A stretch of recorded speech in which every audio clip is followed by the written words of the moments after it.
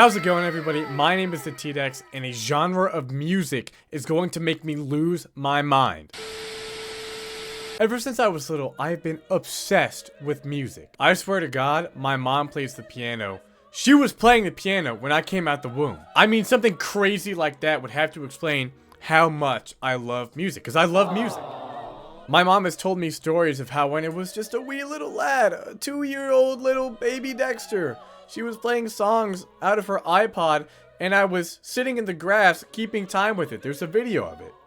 I mean, little baby Dex, who probably had crap smeared all over his diaper, was keeping time from this stupid song from the iPod. Is sitting there, maxing, keeping time with the song. When I was 3 years old, I would find any pair of sticks and start whacking any object in rhythm, right? And I even had this little drum set that was literally just a bass drum, a snare, a hi-hat, and a crash cymbal that was maybe, 10 inches in diameter? And it sounded terrible, but I loved it. I mean, I was 3 years old, like, come on. But it was about when I was 7 and 8, around that time, that it all started going downhill.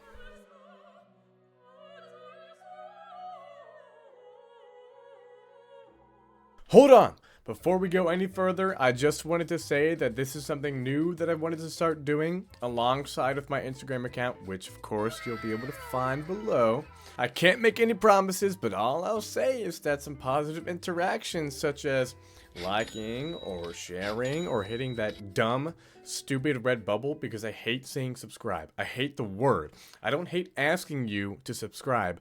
I hate the word, the structure of it. I get to the B part of subscribe, and it's like I trip. It's like, you know when you're walking on a sidewalk and one little, like, I don't know, cement panel or block is raised just an inch higher, and then you trip on it, and it's just annoying. It's just an annoying feeling. That's what saying subscribe is like for me. I hate it. I've got a fat, swollen tongue. I gotta stop. Anyways, please enjoy the rest of the video. Like I was saying, when I was about 7 or 8 years old, I came across a new musical discovery. I had just started taking lessons with an incredible drummer and mentor, who I keep in touch with to this day, and he introduced me to, yes, it's finally here, jazz. I immediately fell in love. At the time, most authentic jazz lovers would have frowned upon me because I was primarily listening to, like, Frank Sinatra and jazz vocalists. But hey, I was just a little kid and I was learning new names. I know Art Blakey and I knew Miles Davis at the time. That's pretty cool for a 7-year-old little kid. But you know, by that time, I decided that jazz was going to be a part of whatever I did. Little did I know, it would be what I do and it would drive me crazy. The first thing that drives me crazy about jazz is that everybody in the jazz community tells me that there are no wrong notes. But I mean, come on, yes there are. I swear, it's just a way to give new jazz learners false hope, like this is something easy to accomplish. It's like the sports equivalent to saying, oh, just shoot the ball, just kick it, I don't know, just throw the ball, it's so easy. I tried to just shoot the ball. I tried to just play the notes. I did all that crap. And let me tell you, it ain't that easy. And when you play a wrong note, you feel it. You feel the cringe in your own body and in everyone else's. I mean, just think of a time you've heard a pianist playing this beautiful excerpt. You're completely taken away by the contrast in the melodies and the execution of this pianist. And then all of a sudden, you hear, BRRRR! It feels terrible for everyone. I mean, yes, the audience, but the performer! I mean, come on, just listen to me play for a bit.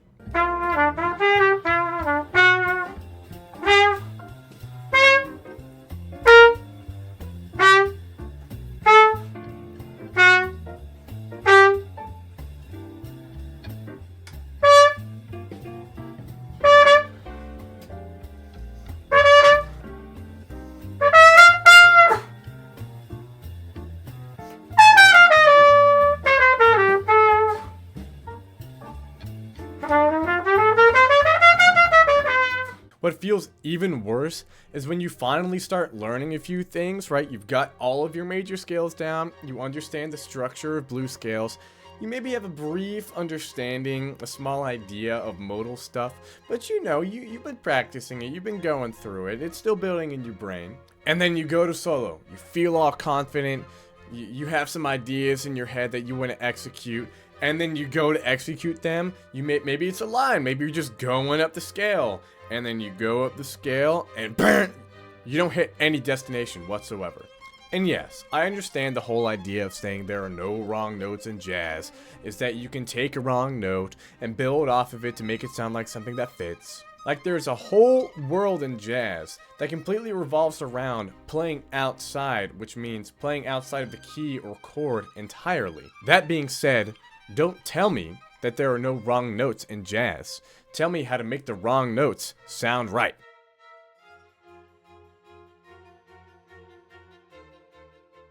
The second thing that boggles my mind about jazz is that most of it is so hard. When I was little, I wasn't really aware of the idea that you could just improvise a melody, so I thought everything was already written out. I could not have been more wrong. 90% of the stuff you hear in jazz songs is completely made up. And it's so good! It's like if I were to come up with a story like, bam, on the spot, and it be Harry Potter or Lord of the Rings level good and in depth. And that is so hard to accomplish. I have spent countless hours trying to wrap my mind around improvisation. I don't know what it is, I just can't seem to do it. What is incredible and kind of funny to me, if I'm just being honest, is that the greatest jazz musicians like Charlie Parker, I guess, thought their solos weren't doing quite enough, not quite living up to their expectations, so they would do drugs like heroin or cocaine to enhance their jazz performances. I guess drugs are the steroids of music. Do not do drugs. I do not endorse that. The last reason that jazz makes me go insane, and this one is a little different than the other ones, is that how is it not more popular? More specifically, how is pop music doing better than jazz is? I don't want to crap on other genres of music, because I like all kinds of music, and I know other people have their tastes, but I honestly feel bad for jazz musicians. In terms of skill in the category of music, at least in my opinion, jazz musicians, or at least most of them, would rank way at the top. And you know what they get for it? Pretty much nothing! I just feel like jazz musicians forage for scraps, while some random guy or gal can slap on autotune, sing over the most basic chord progression, and make millions of dollars. I want millions of dollars, please, I'm begging you, please! That being said, I know that doesn't mean that guy or gal who used dumb autotune, yes, I'm gonna call it dumb, didn't work hard. It's just different, I get that. Flipping the switch a little, it makes me appreciate jazz and the jazz community so much more, because it means that everyone who pursues a career in jazz has a genuine love for what it is, and that's amazing. Anyways, I obviously don't actually hate jazz. In fact, I very much love it. It just drives me crazy sometimes.